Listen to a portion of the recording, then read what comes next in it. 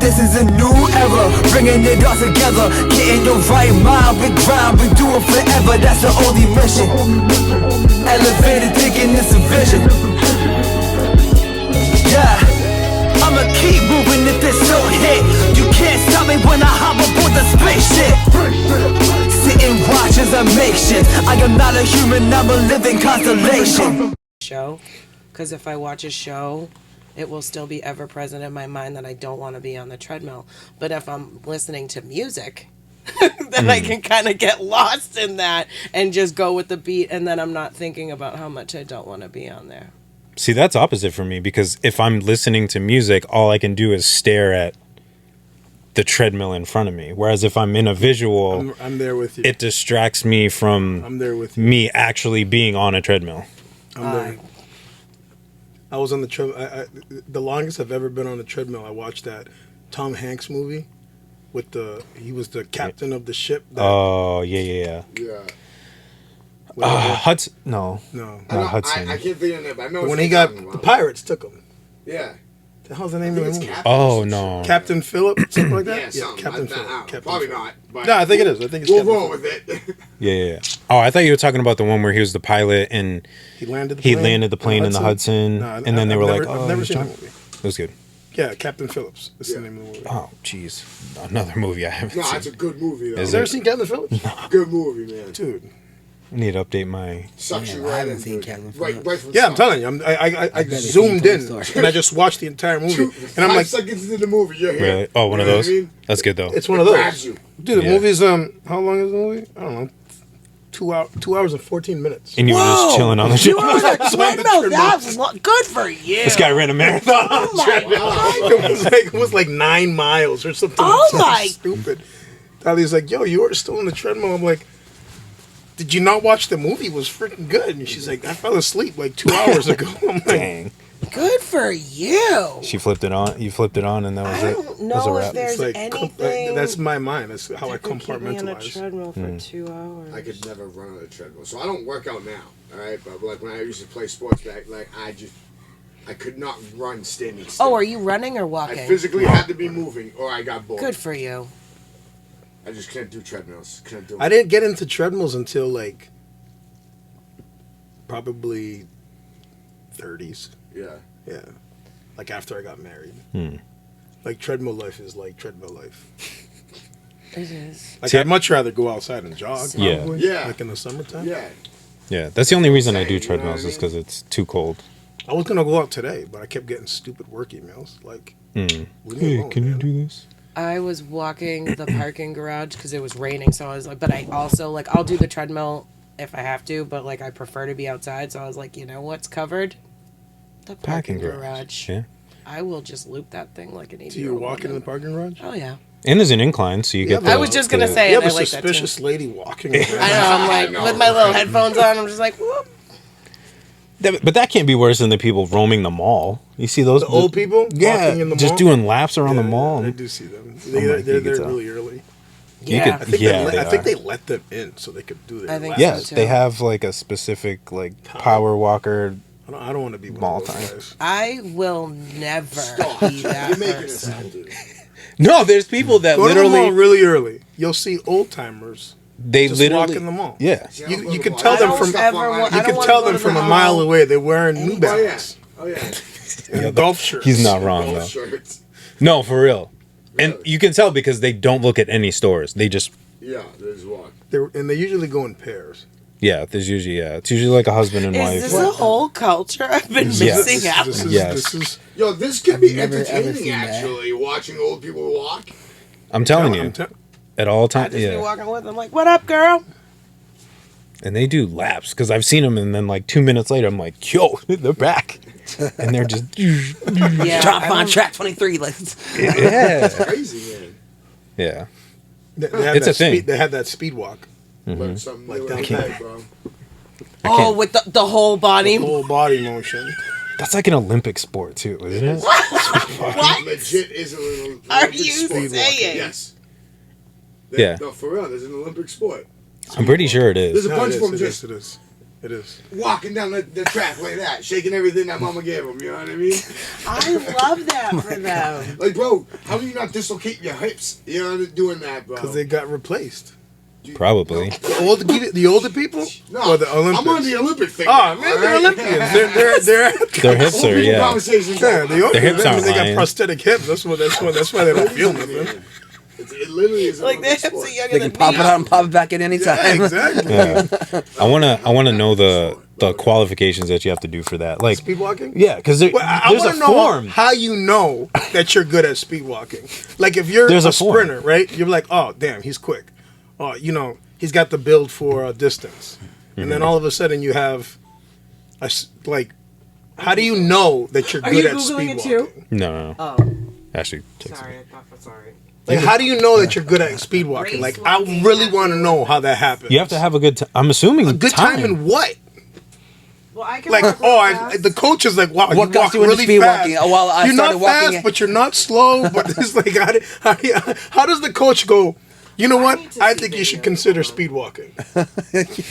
Hold on. I really think How do you get to Like, that man, point? you ran a How do you get to that point? You Just the slowest one on the team. you Maybe. sped walk a 30-minute mile. Like, I'm telling you, I can't right? run, Exactly. but I can show you. like wow, that's impressive. quite Like, the sped- intense interview. Well, I started walking at 1. And I just took it from there. So yeah, I learned how to run, but they told me to slow it down. So. I said, don't, wait, whoa. I don't know how to run. Like, I don't know how I to got a run. speed walking scholarship. I had a D1. I had D1. I had a friend in high school. Funny story. I had a friend in high school that he would run, and it was the weirdest thing. He had to go to like a running coach to teach him how to run because he would run. Most of the time, people run like this. yeah. He ran like this. Wait, what? Dude, Wait, same arm, same leg? Same arm, same leg. that even It was the possible, though? weirdest thing. He was, What? I'm not kidding you. I'm so Matt mind-blown. Colbert met through in high school, and he was quick too. Oh, you he put wasn't him like on a slow. blast. He wasn't like a slow dude. Yeah. We're not on, right? We're not on anything. Oh, we are. Oh, we're It's on. not live, but oh, it's not. okay. But he would run. He would run like this. He would run like this. Yo, I can't And then- even- I know. That's my point. I know. And then when he said it to me. And then when he said it to me, like one day we're just all talking, we're like stretching. It's like, I don't know, like an MVC meet. And he's like, I gotta go to therapy. Harlem State I'm like, Farm you gotta go where? And he's like, yeah, it's the way I run. I'm like, what do you mean? How do you run? And he's like, same arm, same leg. And I did everything like you guys said. Like, how are you doing that? And then I couldn't not notice it every time he ran. Oh yeah. Like, Like in my yearbook, there's a picture of me and him next to each other coming out of the 100, and it's like he's like this. It's so weird. It is such a weird picture. And then every time I would see him run, it was like just awkward to me. I was like, yo, this guy is really running. Was he fast though? Oh, he was quick. Maybe he's on to He was, something, bro. he was, You know what he I was mean? quick. He was quick. I can't even. No, I went to Lawrence High. Yeah, I went to I Lawrence wasn't High. doing high. I can't even My like. cousin. When'd you graduate? 2011. So this kid, Matt Colbert, Yeah. graduated 04. And that's what he did. He ran, same leg, same arm, same leg. I don't understand how- that's, like, not his even father natural. was an official for the MVC. Well, for the MIAA, for track. His father was a good guy. I don't know if he's Bro, still even alive. when you like stretch, nobody you train talks the about that. opposite, bro. Yeah, I can't. So how? I don't even know. That's not even natural, though. It's not natural. It's not natural. I'm The trying to same way reason it. Let's that see a how coach it would finds do. out that someone's good at speed walking. It's the same concept. How do you get to that point? You don't. Yeah. It's just happenstance. It's You're just like chosen. You're the chosen it's one. chosen. It's like, damn, You, sir. you're good at You're speed walking. that. over there. Yeah, you But go coach, with I wanna that run. group Not over no there. more, sir. But that's gotta be. I can't speed walking. You got a speed walking scholarship. Is that Honestly, that's a college thing, dude? I wish I knew of this earlier. I'm sorry. In I life. don't. I'm I gonna don't. look it I, up. don't, I Hold feel on. like I've never seen that in college. I just looked it up. Speed walking. I just looked some speed walking stuff up. What did it say? It's a definite. It's a real thing. It definitely They is a also real thing. have I want to know if children. it's. I want to know if it's like a college event. I feel like I've never seen that. Oh, they call it race. So it's race walking. Yeah, race walking. That's Same just difference. That's a polite way. It's a janitorial engineer, dude. You're a janitor, bro. Yeah, custodial engineer. Yeah, custodial engineer. You're a janitor, dude. Yeah. Yeah, USA race walking. Yeah. They have it for children as well.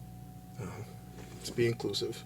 While the NCAA does not support race walking, Told as an you. I official knew it. event, I feel like I've never seen that. I never saw that. The NAIA conference does have it as an event. I bet you that's the conference that gives certificates for losers.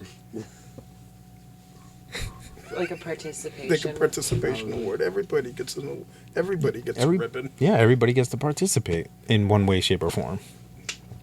That's probably how the speed walk can happen. Probably. You're not good at sprints or distance.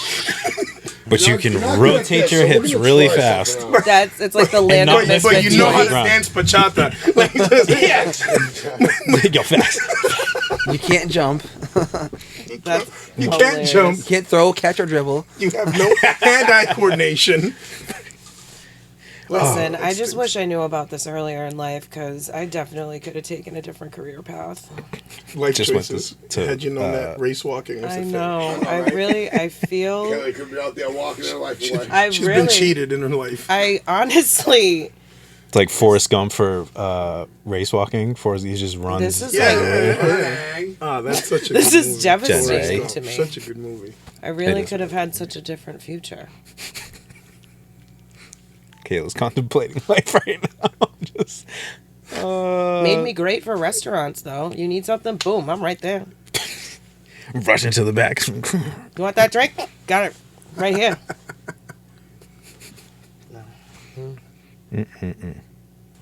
Well, how's everybody doing? Again. It's been a minute since we've all been Yes. together. Yeah. So It's been a very busy February. Haven't had much rest, but today I did. finally got some rest. Yeah. Did you work today? No. No. Oh, I got a day off too. Look at this guy. Do you have every Wednesday off? No. Kayla, how's Pretty good. Good on this side. That's about it. Dang, it's just so talkative today. I think we talked it out already. I've been really good. I've been trying to there's a lot of things on the table, but I've been just trying to focus on one thing at a time. I hear that. God first. Definitely. Trying to do my best to do that. Yeah. Can be a challenge. Definitely a challenge. Something I'm working on for sure, especially with everything that's been preached lately of just really centering yourself and having him be that presence first and dedicating that time. That's definitely been one of my struggles that I'm working on, but day by day and trying to just push forward and get to where I need to be. But other than that, I'm just grateful to be here. Grateful to wake up. Everything is just really great, despite if it is falling apart around me. I feel similarly. You know, I think there's things that always pop up and, you know, you're kind of like, oh man, like, oh, this, oh, that. And I'm just like, I'm cool. It's nice to feel a sense of peace during it. Yeah, exactly. That's pretty much what it is. It's just that not weird, but just feeling that peace even. So do you plan for the worst? What's the saying go? Plan for the worst, hope for the best. Hope for the best, plan for the worst. Yeah. So do you do that? No. I think that's such a bad move. I know. I was going to say, don't you feel like that's counterproductive? It really is. Not that I like expect for the best either, but I'm just not. Whatever happens, Happens. happens, and I know that I'll be good either way, and I'll get through it. Yeah. And that's how I've always, like, even before really diving into, you know, church life and being a Christian and stuff, like all the stuff Ash and I used to go through, I was like, you know, it's kind of sucks, but let's focus on, I've said it before, let's focus on how we can get out, what we can do better, how we can kind of push through it, you know. Again, yeah, you know, at least we have an apartment, at least we, you know, we may not be able to afford everything that we want right now, or money is really tight, but hey, we have an apartment, hey, we're together, hey, you know, we have food on the table, we have people around us that are supporting us, And how can we figure out how to get out of this situation versus how, again, like I've said before, some people are just like, oh, I'm stuck. Oh, I'm trapped. Oh, I'm here. Oh, woe is me type of thing. But what are you doing about it to get out of that situation? It's more important to go through the start and finish the day like, yes, I'm going to attack this shit. It's gonna be a great day. Like the days are what you make it. You know what I mean? Yeah, it really is. And obviously, now it's how are you starting your day? If you keep worrying about things, there's just constant anxiety that shouldn't be there. You know That what too. I mean? And that's what we were talking about a couple of days ago. It's just like you having that fear. What is the fear that you're kind of carrying around? And obviously that can be applied to many different many different platforms and areas of our lives, but I think Like fear shouldn't drive you, and fear shouldn't stop you. yeah. Like it shouldn't be your driver. Yeah. Like it shouldn't be whatever determines whatever you choose to do. Right. Like I'm too scared to do it, or I'm scared so I'm gonna do it. I feel like that's such an unhealthy approach. Yeah. It's like you said, counterproductive in my eyes. Yeah. And that's one of the things I've been working on, because I think for me, there's fear in certain areas. Like life, I'm going to do it, not you, but life in general. That was about you, life. No, because I did this to him last time too. They will. And he's like, oh, because his stage name is Life. So I always play on words. Not L.Y. Yeah. L.I.F.E. It was, we'll get through it, whatever. But then, if it's music or clothing, I'm like, oh, I don't know if people are going to like it. I don't know if people are going to accept it. And it's like, I have to get out of that mentality and just focus on why I'm doing it and do it for that reason and no other reason. Which obviously, I've changed how I've created music. And, one, it's just whatever is going to bring me joy. And then two, obviously, glorifying God in every song that I've been doing. And that's been my main focus. And, I haven't got the chance to share this with you guys. I said I was going to share with you guys and I haven't, but nothing's happened yet. But, there's been opportunities that are approaching, hopefully, because Jesus, I break my mic, because I've just sat back and just did what I needed to do versus trying to chase after things and having that fear of, what are people going to say or whatever. So, stuff with Rupert. Yeah. I think he's a good dude, man. Yeah. I think if you were to, it's a friend of mine, which he does music on the Spanish side of, say, Christian hip hop and urban music. Yeah, producer, writer, performer. But yeah, he's a good guy to network with. And I was like, yeah, dude, you have to speak. You have to speak. Yeah. If there's anybody that I would be like, yeah, talk to him and be him. But I think that's what you have to do, right? So if you have a vision, you have a goal. I mean, you can't. It's helpful to know how people got to their finish line or to the fulfillment of their goal. But at the same time, it's like, if you hear too much of how everybody experienced it, then you're going to want to find a way to emulate what they did. And I feel like that's like that. Like you said something like you act and you don't like watching movies in a sense, right? It's like for me, I preach, but you wouldn't see me sitting there listening to a preacher. I don't want to sound like them. I get that. I feel like if you listen to a lot of people, you're gonna end up sounding like them. Which is bad. I heard somebody someone else on someone say that. It's like, I'm a musician, right? The guy's like a professional musician. And it's like, I don't listen to music. I couldn't tell you what the top 40 was right now. I could names because I'm trying to figure out where we rank. Yeah. But it's like, I have no idea what song that is. I get that. I know who they are, but I don't know their songs. It's Yeah. like the same thing. Like, oh, did you listen to this preacher? I'm like, no, I don't. Oh, how could you not listen to them? I'm like, Because I can't, am one. man. Because Yeah. Yeah. I want to sound like me. I don't want to sound Yeah, like. that's Yeah. a great I point. don't want to sound like Justin. Right. No, you don't. No, I don't. But that's what I mean. I Yeah. don't want to sound like people, and I think that's the problem a lot of times. So when you do when you do the shirts, when you do that, it's easy to look at a shirt and let me just put something on there. Anybody could put God on a T-shirt. Right. right? Yeah, and people would be like, "Oh, that's a nice shirt." Oh yeah, whatever. But it lacks originality. Mm-hmm. It looks like everything else. Yeah, exactly. And then how do you? Separate yourself from everybody else? Yeah. If that's what you want to do. Right. Which I would think that anyone with a creative piece wants to kind of separate themselves, especially like in music. Of course. Like Yeah. musically, you want to separate yourself from everybody else. You don't want to sound like L.Y.F E, and L.Y.F E don't want to sound like J Faith. Right. You know what I mean? And that's not a knock on either. Yeah, It's just yeah. You want to fit your creativeness in whatever project you do. You know what I'm saying? Yeah. Yeah. But I definitely if you try to relate emulate, then you're cheating yourself out Yeah. of whatever's inside of you that Yeah. needs to be heard, that needs to be seen. Right.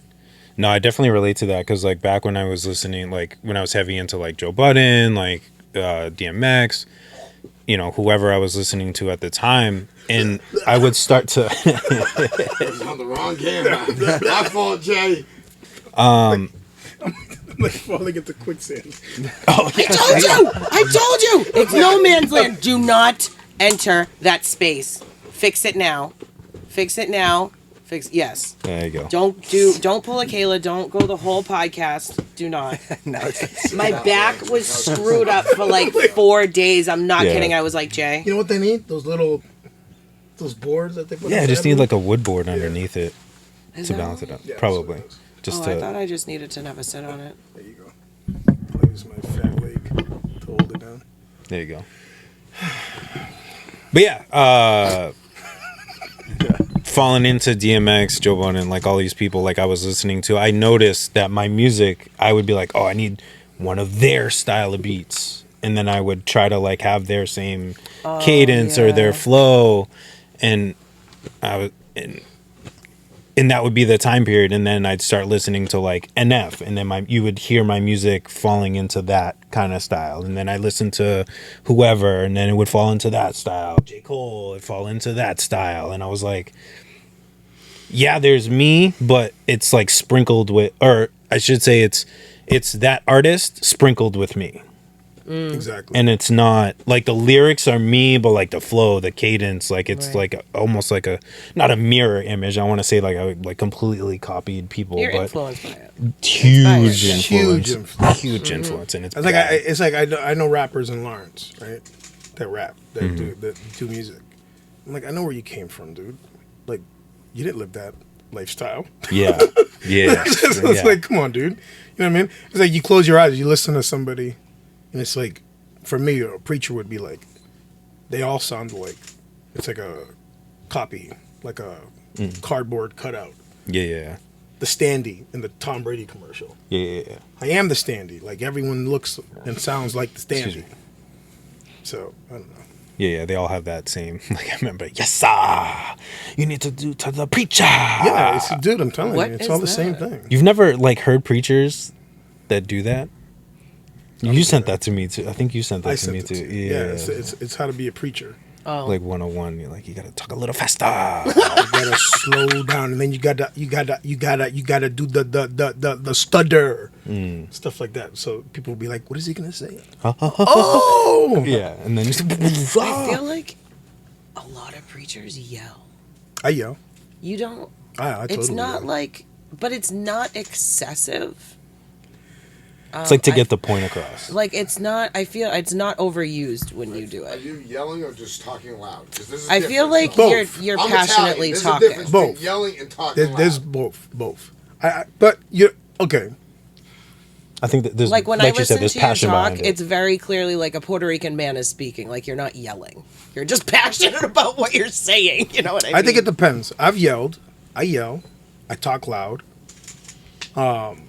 Which isn't bad. I think there's like I think there's an art to preaching, right? I agree. There's an art to it, and I think if you know how to use, and it's like a song.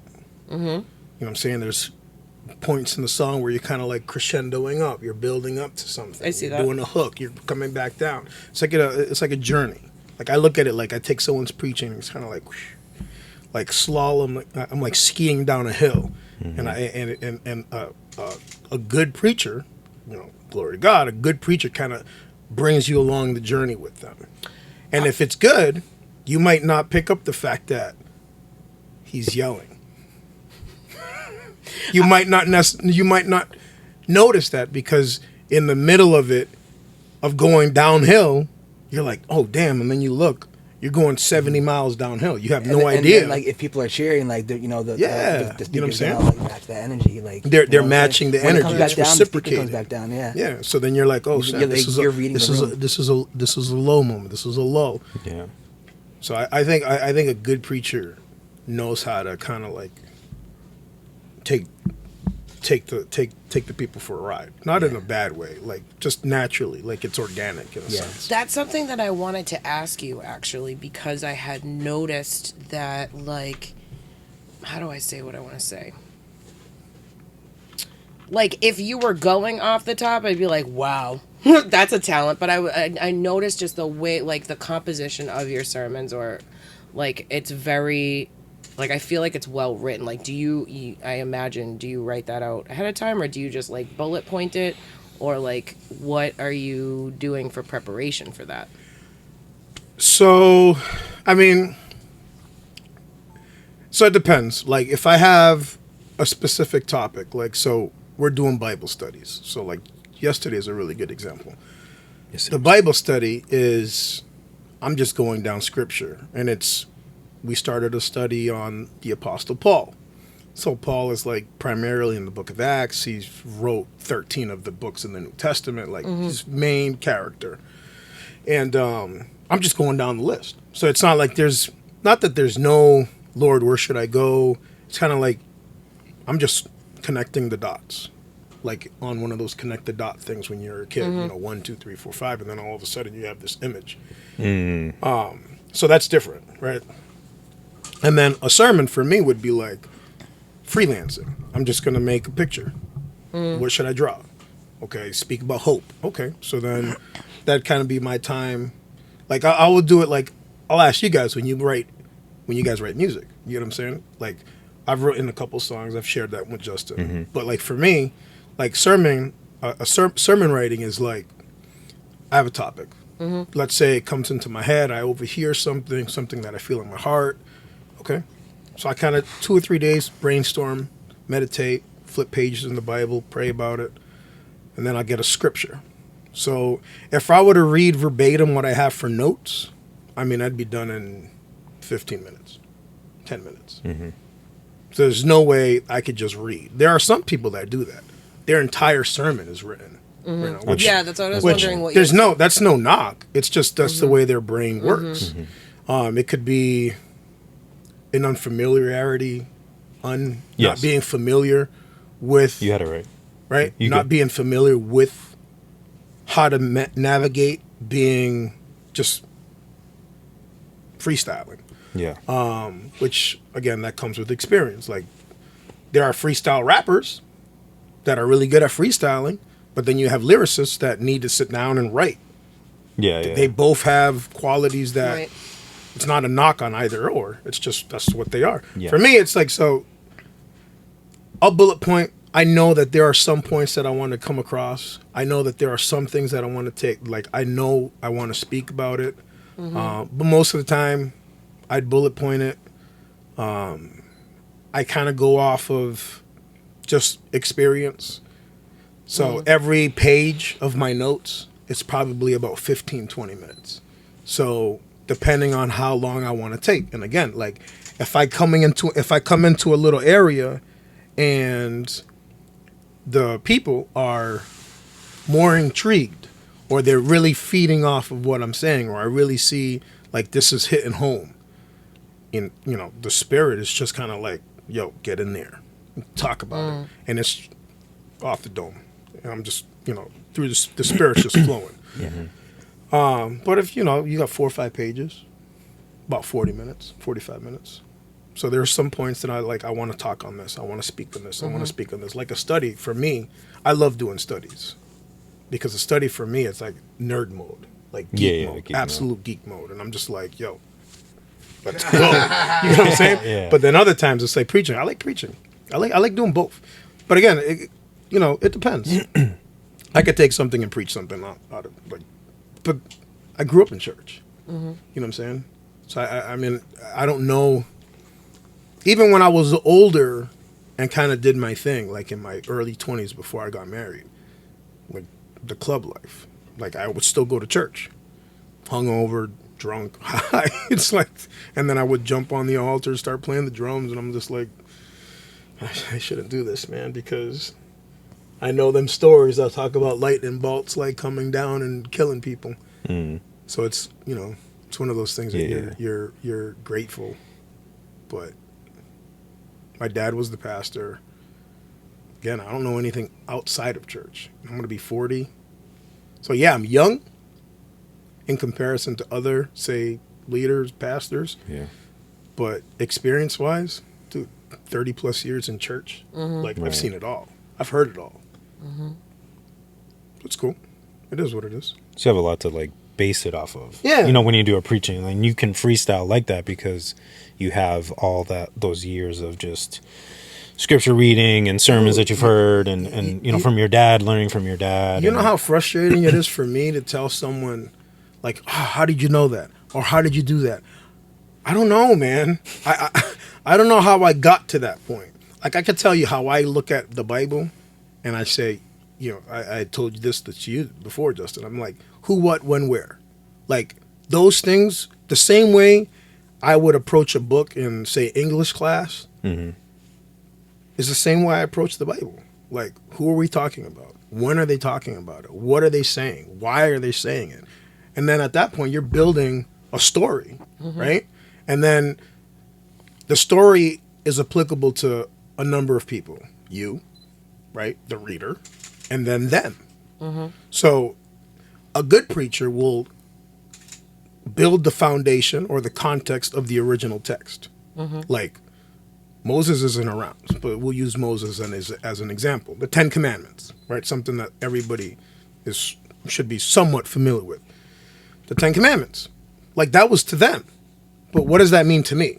So it's like, build that connection. So you could sit back, the listener, and be like, oh man, God gave Moses that, and he's also giving it to me. So you're building that common area between them and between us. And if I could do that, then their God becomes your God. And it's just, that's a rabbit hole that anyone that's like intellectually inclined would be like, oh man, I want to hear more of this. You're going to get the people that don't care, which is fine. It is what it is. But you'll still say it. You'll still hear it. And even if they're hearing it, just like hearing it in the ether will just mess with them for the next 2-3 months. Oh man.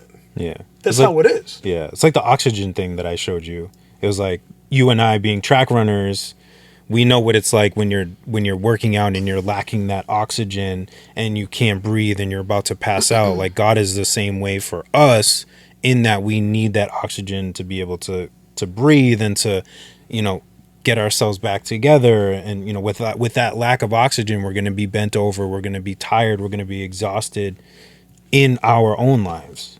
It's like I was saying yesterday. So it's one thing to feel. It's one thing to think something, and it's another thing to know something. Like, if I think, like, if you're in music, if I think that I'm good, that's helpful, but it's not sustainable. If I know that I'm good, like, your approach to that will be much different. And that could come through self-confidence, support, like having a group of people that support your vision. You know what I'm saying? That one friend that's like, yo, that line was dope. That hook was crazy. I loved it. The way you explained it, the way you wrote it down, the way you kind of let it out. Like, I really felt that. And then your own sense, and then that that own conviction. Like, if you have the Holy Spirit inside of you, you're like, you're getting ministered. So, like, if I'm writing something, I'm writing a sermon, I'm working on a study, I'm like, oh man, this is good. Like, I'm looking at it like, wow, this is good. Like, it's ministering to me. And if I'm saying that, then I'm gonna be like, I know if Kayla hears this, I know she's gonna get ministered. I know L.Y.F.E is gonna get ministered. I know they're gonna get ministered, because if I can relate to it, then they have to be able to relate Right. to it. I'm not. Yeah, No, yeah. I put my pants on the same way everybody else does. You know what I'm saying? I don't float in my pants when I wake up. Like angels ain't picking me up and putting pants on me. I'm not my 4-year-old what is it, son. Cinderella? Where she's putting the dress on? Yeah. I'm not my 4-year-old son when he's like, "Yo, Dad, put my pants on." It's like, dude, you can put them on. That doesn't happen to me. So I'm a guy just like everybody else. I live in this world just like everybody else. So it's like, but it goes back to like that experience. That's a long, dude. That's a generation. Yeah, it really is. You know what I'm saying? It's literally a generation. 25, 30 years inside the church. That's a generation. That's a lifetime. You know what I'm saying? That's a lifetime of hearing things. That's a lifetime of, it's like subconsciously it's just sitting there. Yeah. So as you're speaking, it's like, and the Holy Spirit's inside of you, and it's living, and it's moving, and it's kind of like, what would be a good example? It's kind of like Venom, right? That little kind of like that organic material that's just kind of like inside of you, and it's like just telling you to do things. I hate to use that as the as the example, as the analogy. Like the Holy Spirit is Venom. I'm not saying that. Yeah. But in the sense that's kind of like how it operates you. It's kind of like the puppeteer to the puppet. It's just making it relatable to people so that like people can understand, because the Holy Spirit is something that can be over people's heads sometimes. Dude. So there's two things, right? We've talked about this. There's wisdom and then there's knowledge, right? I could be really smart but really stupid in explaining to you something, right? Yeah. I think that some people have that issue. Some people have that. They're really smart, A lot of people have that right? issue, man. They're really smart, but they don't know how to Articulate. tell you Yeah.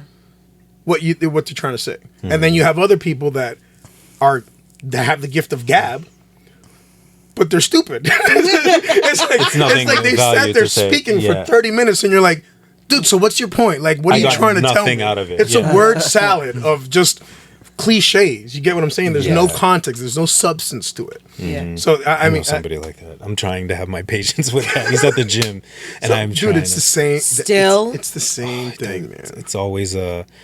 It's like he does the, and I'm not trying to speak ill of people, but it's to have that. It's like he does the, hey man, like I see you working out, you're doing really good, man. You're just like a motivation, and this is why I come to the gym every single day, because I just I just come in, I do my thing, and I'm here to work out, because you got to have that mentality, and you got to show up, because if you don't show up, then you're gonna lose everything in your gym. It's a cliche. It's a walking cliche. And he's like, I don't try to put my burdens and my physical disabilities on anybody. I'm like, you're doing that in my head. I'm like, you're doing that right now by telling I'm us so that you're not trying to sorry. put it. And again, it's no knock to this person, but it's like you hear it enough times, you're like, dude, you said that same line to me like a week ago. I'm the same person. Like we spoke, right? He's just We got went a to high script school memorized. together. No, that's my point. Like you told me this But already. he'll tell me, and then like if Life came to the gym with me, he would say the same exact thing to him. And but he ropes you in. We're never going to the He gym. ropes you in.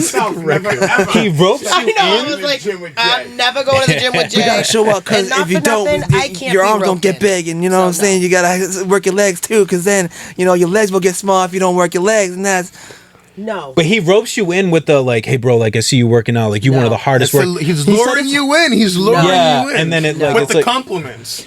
but the thing is too, like he said it to some other guy, and I was like, yo, that's kind of messed up, because he was talking to some other guy, and he was like, yo, bro, you one of the hardest working people in here, and I'm like, yo, so what am I? We show up at the same time.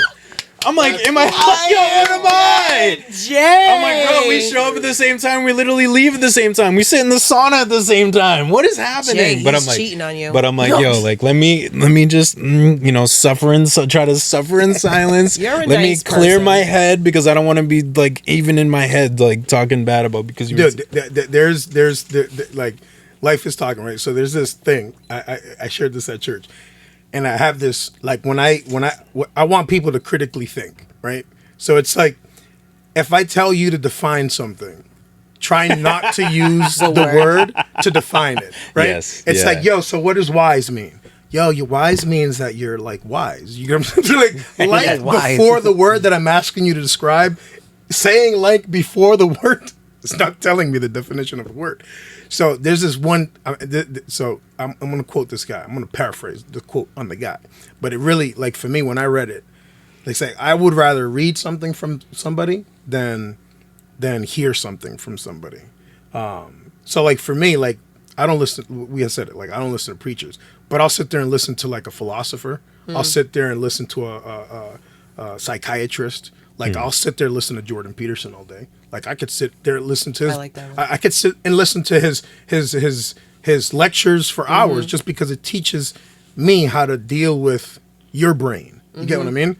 And then the knowledge that I have in the Word, it's like, okay, now I know why he's thinking that. He's thinking that because there's trauma. Like, hey, guess what? God can heal that. So the guy says, he says, he's like, you need to be able to, he goes, if you can't explain to someone why you believe in God, either you don't know what you believe in or you don't believe him, in words that other people can understand.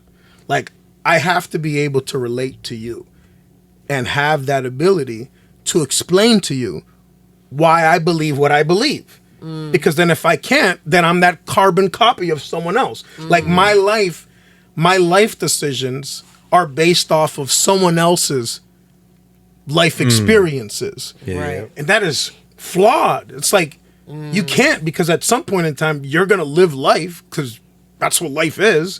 So what are you going to do if you've based your entire life choices off someone else that you have no idea who they are? The moment that you stub your toe on the table, you're not going to know what the heck to do. Well, what am I supposed to do? He never told me what happens when you stub your toe on the table. Yeah. It's like you're behind. You're behind. Yeah, because you relate everything to that You're person. relating So if everything you've to never that had that person. scenario, you're like, so what now? That's dangerous. Very, very dangerous. Yeah, I know what you're talking about. Yeah, that makes a lot of sense. I feel like that's just society though. Like, if you ask people what their beliefs in anything, what they're agree. rooted in, I am not confident that most people would know. Like, ask somebody about their favorite sports team. Like, why do you like them? Most likely, it's probably from like family. Majority. I don't want to speak for everybody, but Meaning, say that again. so like a lot of times, like like my family loves the Vikings. Okay. So then, like, you know, my nephew is gonna pass that to So it's generational. yeah. So your likes and dislikes, in a sense, are generational. Right. But to go along with what we're saying, it's like you didn't just like find the NFL and was like, I like the Buccaneers. Your family bred you, and you were built into liking the Vikings because your family liked You like the Vikings? Is this true, or this is like an analogy? 50-50. 50-50. 50-50. I'm on the fence. I've started to kind of become a fan, I'm but gonna more lean, for like over this side.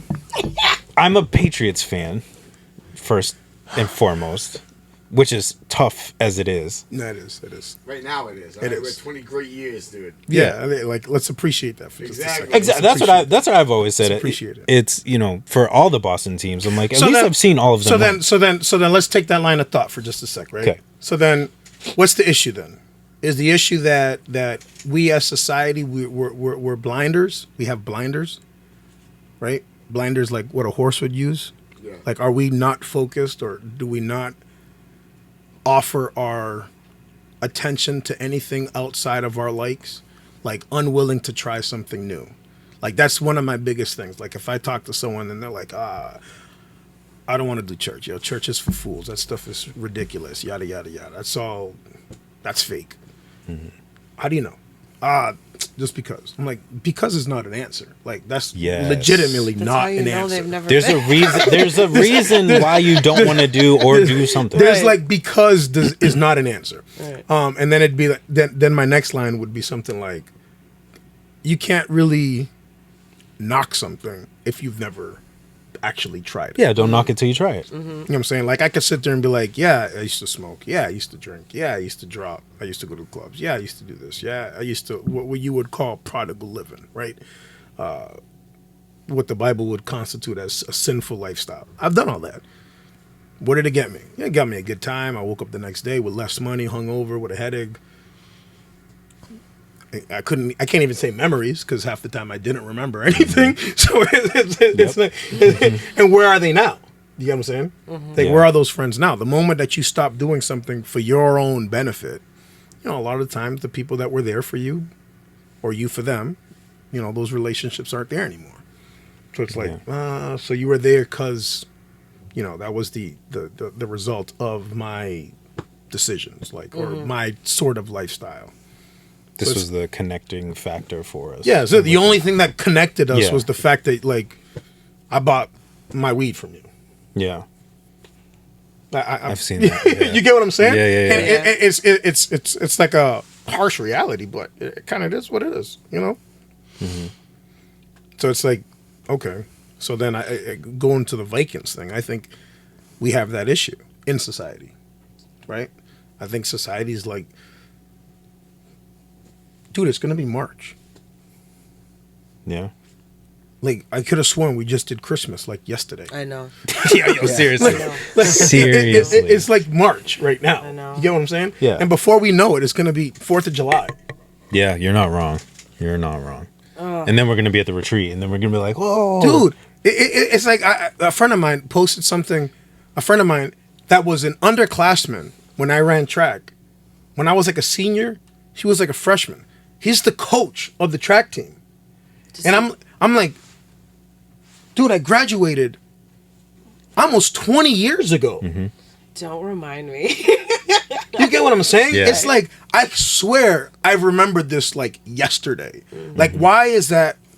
Because time goes by, dude, like that. It really does. So then the question that needs to be asked, like, if time goes by like that and you understand that time goes by so quick, like you were saying, like, you live a certain lifestyle, you do a certain thing, you feel no tangible change, you feel like you haven't progressed, you feel like you haven't gotten better, you're still sad, you're still anxious, you're still depressed, you're still this, you're still that, like, then why not try something outside of the box? I think what happens is, because that's what makes sense, right? Because you're like, oh, well, if you continue to do the same things and get the You're same gonna get the results, same outcome. So, like, what's Definition the of point? insanity. But I think what happens is, like, we all have our baselines, right? So whether that baseline is negative or positive, that's still your baseline. Right. So I think what happens is we get used to that baseline, and if it is filled with all of those negative things, it's your source of and then- reference. Yes, then Right. well, that's all we're familiar with, and what is familiar, comfortable. So it's almost like standing on the outside. You can be like, no, I know that once you make these changes, like it will drastically help your life. But that person is so scared to like get out of their comfort zone and experience that new thing, and it really hinders you from a lot of beauty, a lot of growth, a lot of healing, a lot of It's a legit reset. Like, you have to be legitimately okay with how you thought the world is supposed to work. Like, are you okay with that? It's like red pill, blue pill in Matrix. It really is. Like, are you, like, you said baseline, like that calls my attention, right? Because, like, if I sit here and debate Bible with somebody, right, I have to be able to be like, let's agree that at least the Bible is true. Like, if you can't agree, at least for the sake of the debate, that the Bible is true, I'm wasting my time. Like, there needs to be a common ground. Like, life sucks. Okay, yeah, absolutely. That's the common ground. Life sucks. And everything you've done up until February 27th, 28th, whatever it is right now, you've made that determination that life sucks. Yeah. Okay, so okay, we're in agreement. Okay, have you heard about the Lord? Have you heard about God? What about Jesus? What about Bible? What's your idea on church? And ultimately, at the end of the day, it's one of two things: either they've never done it, or they've done it and something happened, and that something happened, turned them off, And like we said, it's now March, and in their reality, 20 years have gone by. Mm-hmm. It's like, so what happened? Oh, I'm turned off. Church hurt is real, though. It is when you don't want to let go of the hurt. Oh yeah, I was gonna say until you actually. Yeah. Well, once you recognize what it is, and then realize like, oh wait, I am just a human that had an awful experience. Mm-hmm. Because as human beings, we can have awful experiences no matter where we are. Mm-hmm. Like whether you're in the grocery store, whether you're It doesn't, and it doesn't stop you, Right. because you go to Market Basket and someone takes their shopping cart and rams the back of your legs. You don't stop going to Market Basket, right. That's what I'm like. Well, it's like you the- gotta Like you go. continue to go to Market Basket, Right, like My favorite example was, I don't know if I've said it here. It was like, okay, you've heard like Queen Bohemian Rhapsody, right? oh, I love Just this one. Yeah. beautiful song, is constructually put together, whatever. Then you go to a karaoke bar and somebody sings that song, but they sing it terribly. Do you no Such longer an injustice. to the do you song. not do you no longer appreciate what Queen has done and who they are as a group Right. because somebody else screwed it up for you? I like that. That's really good. That's really I good. like that a lot, So what you do is you base the one like, let's say that we use this term. We'll use this loosely. The one that pays the price is God. Not that He needs anything from you. It's really you, the one that Right. has to kind of pay the piper at that point. But you're severing the relationship based on the lady that smacked the back of your legs with the shopping cart. Right. It's so silly. It And is. I feel like And he's like, "What did I do?" That's what I'm saying. Like, right. He's like, hello. I wasn't. I'm not that. He Right. would never say that, but I'm not the moron that hit you in the back of the legs. Yeah. Right. Right. So we fault him for. So we fault God on the mistakes that people make, right? Which is dangerous. Yeah. It's really dangerous because then at that point, then there's no free. I mean, this is a rabbit hole that you'll never get out of. Like, then there's no free will. Yeah. There's no free will, and God's on His throne telling people to drive and kill people. It's like, dude, you're going down a rabbit hole that is absolutely irrelevant. God is not sitting on His throne telling people to do things. Right. He's asking people to do things, one, but we also have the ability to choose whatever it is that we want to do. Like, if Justin wants to kill me, then he's going to kill me. Because it happens doesn't mean that that's God's plan. But because it happened, it doesn't mean that God didn't know it would happen. So it's like I said this in practice. I said this that yesterday in was study. such a like we're mind cluster. we're linear thinkers. Like we think like start to end. Like Yeah. 1D, if that's even a thing. Like Yeah. 1D, I like get what you're saying. piece of paper. But God is like multi-dimensional. Yeah. Like He's in the past while He's now, and He's in the future while He's now. We can't think that way. No. I was trying to yesterday, and I was we like, can't wait, think no, that way. Yeah. We can't think that way. get The best way to be would be like, the best way to look at it would be like, you want a good analogy? You're standing on the ground, you see an airplane moving in the sky at 600 miles an hour, 32,000 feet up. Like, you know that airplane is moving at 600 miles an hour, but it is literally, Yeah, it's like it's so Yeah. slow. That's God. Like, He's operating within our realm, but He sees all. But from our vantage point, Yeah. like we can see where the it's- plane it's is difficult going. to conceptualize, kind of like, Yeah. where am Yeah. I going? Where did I Right. come from? How's He interacting with me? How can I interact with Him? Yeah, that threw me like the whole like predestination and everything, Oh, which dude, that's a whole other rabbit predestination, hole. Rabbit hole, dude, but that's I was like, and we've had that conversation before, before, yeah, and yeah. still even hearing it yesterday, I was like, I still can't just. It's tough. But it's a great conversation to have. I like having it, but it's It's tough. It's one of those. those things that you're like. Do you have time? Like, do you? Like, are you okay with this being an extended conversation? Yeah. Are you okay with me really kind of confronting your ideologies or your own personal tenets or your own personal, doctrine? Like if you're okay with me doing that, then let's talk about it. If you want to sit here and debate, yeah, man, let's sit here and debate. I can sit here and debate with you, man, all day. I don't mind. I like talking.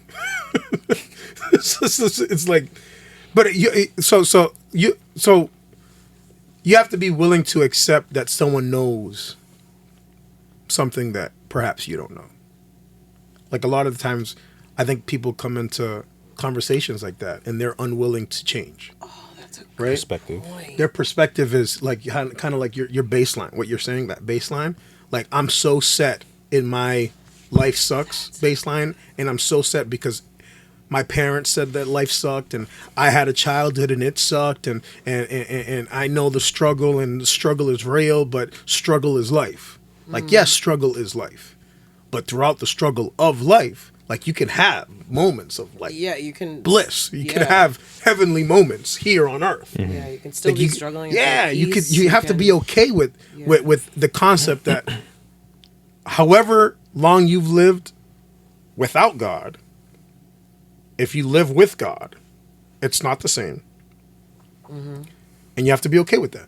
Which I would think that anyone that's not insane would be open to. Like for me, it's like you got to be open to that idea. Like that's the baseline. Like if you're not open to the idea, which is fine, that's cool. But if you're open to the idea of trying something new, like give it a shot. Well, it's like you said, how long are you going to push yourself into doing the same thing over and over and over and over and over again and getting the same results to the point of being like, like we say all the time, enough is enough. You got to be okay with. But it's the uncomfortability and Right. the recognition piece of it. It's almost like you have to get to a point in your life that you're just not satisfied. Like when you say enough is enough, that's the problem. Like a lot of people kind of like scratch the surface of is enough is enough. And then they use something to kind of, I don't know, muddy their perspective. Let's say alcohol or drugs, right? okay. Like they're scratching the surface of enough is enough. Like I want tangible change. And then they'll do something that will kind of like numb. deaden or numb that sense. Like, Yeah. oh, let me go back to, I got you. well, let me see this girl. You know, oh, let me do this. Let me do that. Let me shop. Let me make myself feel better. Let me go to the gym. Let me get that. Oh, let me get that edge. And it's like, you got to be okay. Like I spoke to someone once before, and they were like dealing with this heavy alcoholic. And my advice to them was like, dude, you got to hate it. Like you got to come to a point in your life where you just dislike. You like, not to the point that you're killing yourself because you dislike yourself, but to the point that you just dislike your life. Like you got to hate what you're doing. If you're not there yet, then you're probably not going to be willing to change. Because if you don't hate something, you're just going to continually go back to it, right? Like you're in an abusive relationship. The person smacks you over and over again, right? You're going to go back. Why? Well, I'm scared. Okay, you're scared. They hate the situation, and if you hate it, it's like, how do you ask God to tell you to get rid of something in you? Like I have a vice, right? Let's say I have a vice. I have an issue, but I enjoy the issue. How am I going to ask God to give me strength to get rid of it if I enjoy it? He's going to take. It's not going to happen. Like I have to dislike it. I have to hate it. And if I hate it, then he doesn't need to take it away from me. I'm just not going to do it anymore. Right. Because you despise it. You don't want to be around it Because I anymore. despise it. Right. So it's like, dude, hate it. So it's Hate the alcohol. But I like it. That's the problem. You like it. So hate it. Because so you're always Oh, but gonna be open to it because you enjoy it, and you're okay with it. So I said something the other day, and when I wrote it down, I was like, I'm like a steps thinker. Like the way I process information in my head, it's like I need to see steps out. I get that. Like, and if I see steps out, like for me, I'm like, my brain is like, oh, that makes sense. Like I could understand that, right? I could understand that. So when they were talking about when I had said something like, You can't make decisions on I was saying something like, yo, give your hurt to the Lord, give your pain to God. It's like I play devil's advocate when I make notes, right? I'm like, I'll write a note and then I want to be contrarian to the notes. I'm like, if I was sitting in the pew, what would I say if I heard somebody? Like if Justin said something like that I know isn't biblical in a sense. Let's just use that as an example. Me sitting down, I'd be like, that doesn't make sense to me. so it's like, so I wrote down, give your hurt to God. And I sat there and I was like, but what about the person that doesn't know what that means? Like, how can I tell someone, give your hurt to God? Hurt isn't like chapstick. Like if you ask for chapstick, this is easy. This is an object. This is an objective reality that I could turn around and just give to you. But pain is oftentimes internal, right? Yeah. How do you give that to God? And as I was sitting there, it was like the Holy Spirit just keeps like, it's like marinating in my head. I'm like, so what stops you when you have pain? What stops you from you having pain is like going to Market Basket. Perfect example. Every time you go to Market Basket, there's this lady that smashes the back of your leg with her shopping cart. And it's like, when you operate in pain, you allow your experience to determine if you do something or not. So it's like, how do you give your pain to God? By like metaphysically giving it to him, like not in reality, but the result is I'm not going to determine my next steps based on that pain. So I'm going to go to Market Basket not thinking that this lady keeps smashing me in the back of the leg. I'm going to go to Market Basket with the expectation that I'm going to go in and I'm going to come out with what I want. And that's the same thing. How do you give your pain to God? I'm not going to let what Justin did to me yesterday affect me with the decisions that I'm going to make today. I heard something the other day. It's like this thing on TikTok. It's like they do like life hacks and stuff, which are actually pretty cool. But it was on this subject. Dude, that's a life hack. And it was emotional pain usually only, this is what they said, and I could be misquoting the time by a little bit. It was something like emotional pain is usually only 10 minutes long. Everything after that is self-inflicted. Because you allow it to continue. Because you're letting that circumstance bother you way past than it needs to be. You become a glutton of punishment. I can see that. Right? Yeah. So you're constantly replaying it. Like we had said, you're constantly going reverse, rewind, play, rewind, play, rewind, play. Like when my dad died. When my dad died, that's what I was doing for like weeks. I was like, every time I would see an ambulance, like my body would like replay me driving, running past red lights, going around traffic, following the ambulance. It was so unhealthy. Yeah. No, It was I get unhealthy. you. I was Yeah. gonna say something like it goes with one of the points that you were making.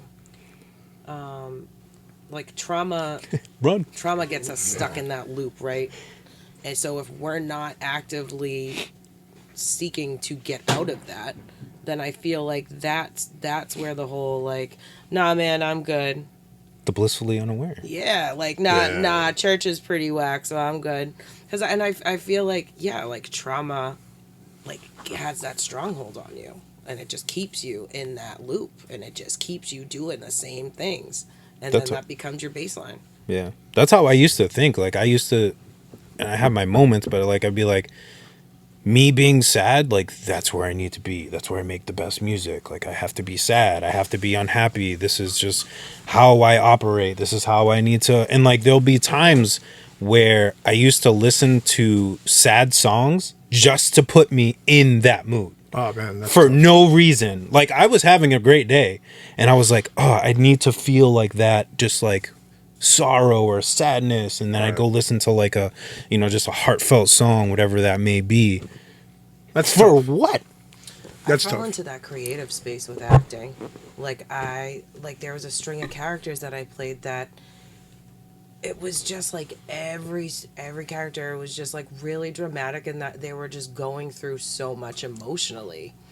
And it almost got me to the point where I felt like I couldn't play a character unless they were like actively unraveling. And I was like, wait, Yeah. I can be a great actor and be happy too. Like, what am I doing? Hey, and as a good actor, you're taking on the role, like you're owning it. So did you ever feel like that's not helping you outside of the role? For mental health wise, Yeah. absolutely. Yeah. Yes, because I did a role.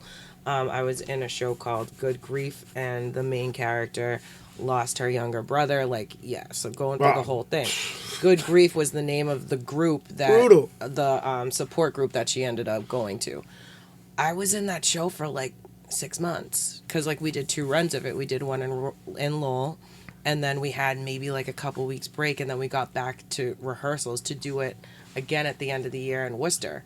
So by the end of like when it's all said and done, I didn't realize. I was like, oh my goodness, I had just lived, because you're right, like you're not acting, you're acting because you're on stage, but in order to act you have to put yourself, You're living that role. sense memory exercises, you're putting yourself back in that place. So I was like, oh wow, I realize now that for 6 months of my life I was like knowingly putting myself in this like highly Toxic. It was like the escalated, mental state. triggerable state. That's Like, rough. and then being done, which by the way, I love that show and I love that character, but it was a great experience.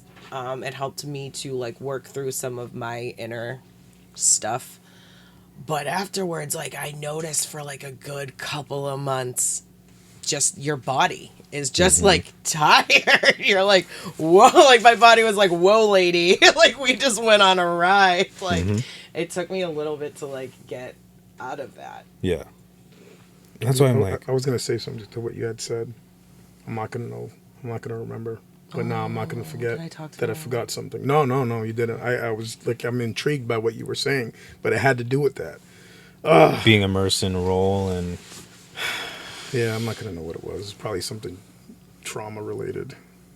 Oh, good. So, well, you were saying something. So, okay, so this is kind of what it was. So there's a verse in the Bible that says, "Abyss calls abyss," right? Mm-hmm. So, a common like a now phrase would be like "misery loves company," right?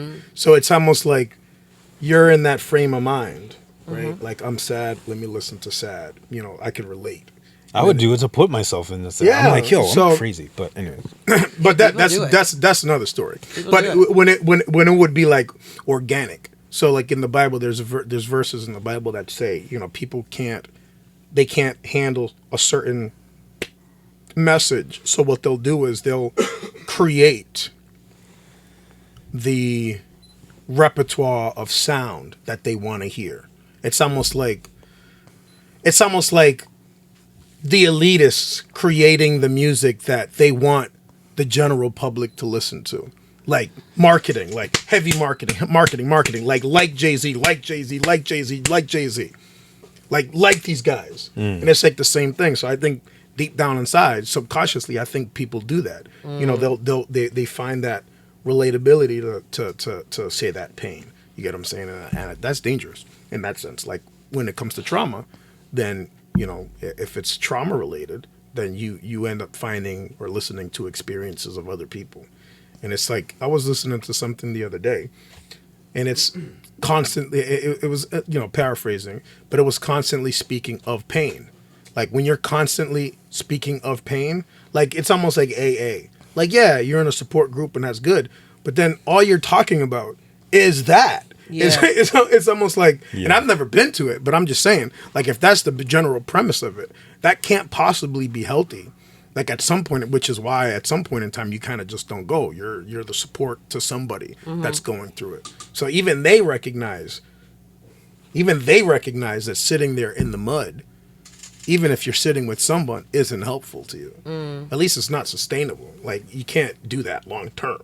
You can't possibly do that long term. Yeah, because you're always dwelling in it. That's what I said at the top of this. It's like if you're constantly thinking about where you're at, you're never gonna move forward because you're only thinking about where your faults were. Oh, I was an alcoholic. I used to drink all. It's like I've said this before. It's like the 40-year-old that still walks around in their Letterman jacket. It's like, dude, you graduated 20 plus Time's years up, ago. man. Like, Let go. like, let that go. So you have people. So we could say that. We can say that on good things. Yeah.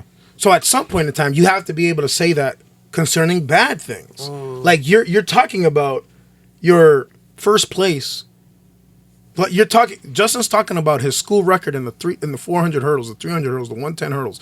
Dude, you're 40 years old, bro. You're bald. You can't jump anymore. You can barely touch the rim. You get what I'm saying? This is the example. Right? You can't do these things anymore, right? So it's almost like, dude, that was such a long time ago. Why are you still dwelling on the fact that they did you wrong? Why are you still dwelling on the fact that you got hurt? Why are you still dwelling on the fact? So it's almost like, dude, you're a narcissist because you want, it has to be about you. You're unwilling to let it go. You can't. You haven't forgiven the person, and if you haven't forgiven the person, you've imprisoned yourself. Like the other person always lives their life. That's what I was gonna say. You know what I'm saying? They probably forgot about They don't care anymore. They're married, They doing don't whatever. care. Yeah. Dude, I have this funny story. So like my first girlfriend, it was like I was like in 5th grade, right? I dated this girl. Like Fair enough. That's fair. right? So I had a girlfriend, 5th grade. I would do her homework. Oh. I would do her homework. Nerd. Straight up nerd. Absolutely. I would do her homework. At the end of the school year, I call her, I'm like, hey, yeah, man, I'm so excited. I could see if I'll talk to my parents, see if you could come over. And she's like, the school year's over. I'm like, yeah, I know. That's why I'm so excited. And she's like, no, we're breaking up. I'm like, what? What do you mean? She's like, I just wanted you to do my homework. Like that. I was like traumatized. I was like, Dang. you got to be kidding me. So,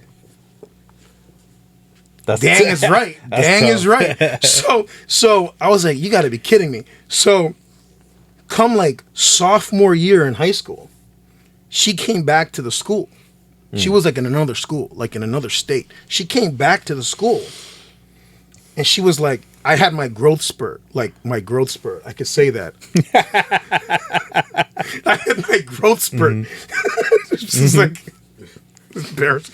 I grew, and I stayed at 5'5" 3/4 of an inch, 5'6". But she came to school, right? And she was like, oh my God, Eric, what's up, yo? You're looking so good, this and that. Dude, I was like, remember, you know what? I've been waiting for this day. Remember 5th grade when you stopped dating me and the school year was through? You know what? Ha! No, I don't want to date you. No, I'm not going to give you the time. No, I'm not giving your phone number. I thought it was like a gotcha moment. Yeah. It's like I carried that. You hold it in your Dude, pocket. I carried that, waiting for the moment to be like, bam!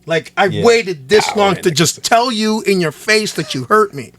Meanwhile, the other person's lived their life. Dude. We hold on waiting for those moments to... Dude, it's so terrible. It's like baggage that you It's just so carry on for no reason. unhealthy. Crazy. Baggage we carry for no reason whatsoever. You live unappreciative to the things that you have now. Yep. You're unable to cherish now moments because of past moments. You have good moments right now, and and whether or not, just think back for just a moment. Seriously, do this on your own time. Just sit back and think about happy moments in your life and compare those to sad moments in your life. You're more inclined to remember terrible moments than it is for you to remember amazing moments. Right. Yeah. Yeah, I don't know what it is. I don't know if it's a mental thing or an emotional state. We're just wired. It has to be. I could sit there. I could tell you. Right. So, I'm married. I have a child. I have 2. I remember when my children were born. great moments. I can't tell you like the time or my frame of mind. I can't tell you those things. I could tell you it was about 12:15. I got a phone call from my mom. My dad was in an ambulance. I was sitting. I had just ordered my food at Chili's. I left my daughter in Chili's with friends of ours, and I went into the car and I sped to the hospital. Like, I could give you the moments. Yeah. You get what I'm saying? So I think, It's like with my dad. dude, it's like we're wired. We're wired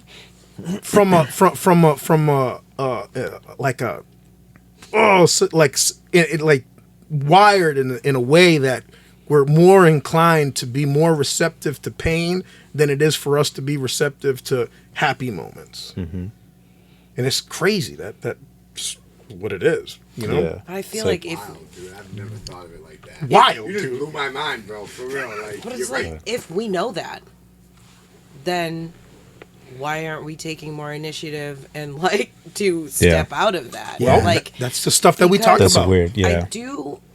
I do understand, yes, bad things happen all the time, and I get that, and I'm not faulting anybody for that. And I'm not faulting anybody for having human reactions to that, because that's just what happens. But 100%. after a certain point in time, you got to take responsibility for that, because then, like you said, before you know it, you're living 20 years of your life.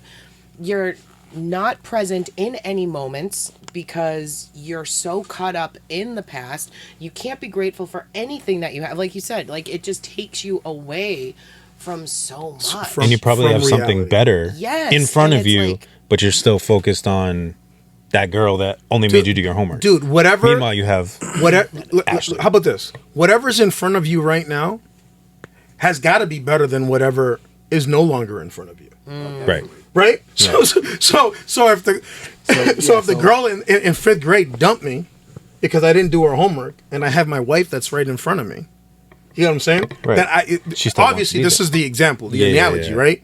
So, but obviously whatever's in front of me right now is good enough not to use that literally, but loosely, in the sense that, like, why then am I thinking about that? Exactly, because there's always going to be new. There's going to be more experiences. There's going to be like, I don't know. So it's telling yourself. So then it comes to the point of you have to be convicted. You have to be.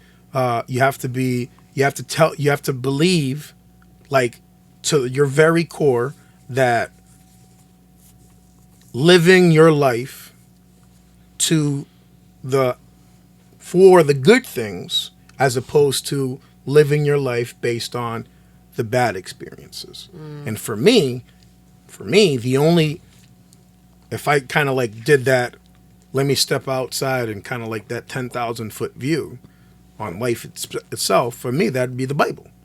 Like, when you look at it granularly, and then you kind of step out and you kind of zoom out, granularly, it'd be like, yeah, you know what?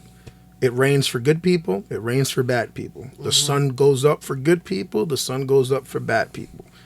Good things happen to bad people. Yeah. Bad things happen to good people. That's just the way life is. This Yeah. is the Bible in a Yeah, nutshell, yeah. right? I remember the- But yeah, I guess remember what? this. This is the Bible, literally the Bible in a nutshell. But guess what? God came down, and He gave you life. He lived life, Jesus, and He died so that you don't live for the now, so that you could live for the afterlife, for, say, eternity, right? So everything that you do here is temporary. This is a vapor. This is the shooting star that goes to the sky, that you see it in one moment and the next you don't see it. That's life. 40, 50, 60, 70 years go by. You don't even know how long you've lived. Like, you don't know, you know when you're born. You have no clue. I could pull out of the Tower Hill Drive, and go on whatever road that is. Yeah, Varnum Ave. Yeah. Varnum Ave, and get smashed and die. Like, God forbid that happen. man. I'm using the most extreme Yeah. scenario, but that's life, right? So it's like, why build for something so temporary if we, collectively agree that the baseline, the source, or the kind of like what we would live towards, is the Bible? And if that's the case, then the Bible is, life is gonna suck. Life is difficult. your life is going to be filled with good things, bad things, but God is going to give you peace. God is going to give you joy. In the middle of your trials, you're going to still find happiness, right? I'm still good. I'm still happy. Does that tell me to disparage or ignore my reality? Of course not. It just tells me that this is nothing in comparison to what is to come. The analogy that the Bible uses is mind-blowing. And it's the woman that gives birth to the baby forgets the pain the moment the baby is born. That's the analogy that it gives, which is crazy.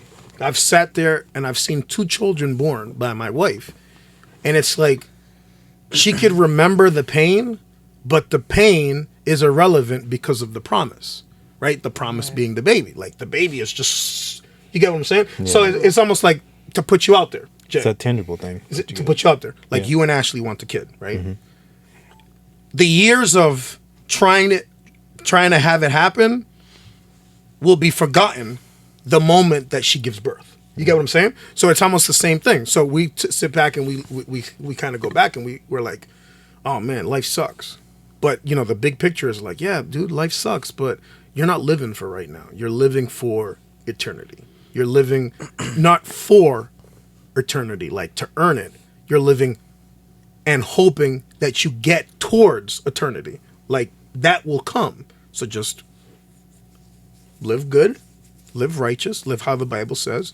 And then when that moment comes, whether you're alive or whether you're dead, you'll experience that. That's much easier for me to sit there and rationalize that than just to be like, life is what life is. There is no God. There is no existence of a God. And things just happen. It gives me no substance. It gives me nothing to aim towards. I'm an inconspicuous speck on a marble hurtling through an infinite universe. Like that for me. That sounds absurd. It sounds I think that's crazy and like weird. Yeah. Like, exactly my point. That's weird. Like how can people nothing blew up? Nothing nothing created everything. It's like crazy. Something think about. All right, so I was watching, what was it, Sheldon, and he was explaining, like, think about it, okay? If the gravity was I saw that clip. Yo, that's more, crazy. Yeah. We would like incinerate. But if the gravity was 1% less, then we would like implode. He's like, the fact that something was made so precise gives the illusion that there is. Because the odds of it hitting that percentage correct is like so. It had to be created by something. There was intellect. There's intellect behind that. There's like a thought process behind that, and nature doesn't think. Right. Nature is reactionary. So what? So listen to this. Watch this. I like that. Watch this. I heard this thing. I did this study. So, in the Old Testament, you have Adam and Eve, right? Mm-hmm. And the story in Adam and Eve is that the serpent spoke to Eve, convinced her to have of the forbidden fruit. I know where you're going. That's cool. The Bible says that God spoke to the serpent and said, you will drag yourself on earth the rest of your days. I'm paraphrasing the verse, but that's what he says. Meaning the serpent, at some point in time, this is cool. walked. I know where you're going. Yeah. Like this is, at some point in time, the serpent walked. Now we could talk about the what it meant. Is it true? The analogy, the analogy behind that is: are we supposed to look at it literal? Is it metaphorical? Like we could do that. Okay, whatever. How about, so there was a study in snakes. This is true. Like you could go home. This was one of the first dopest You could go home and you could research this. There's a study in snakes. So when a snake is born, the snake has, just like all of us, DNA strands.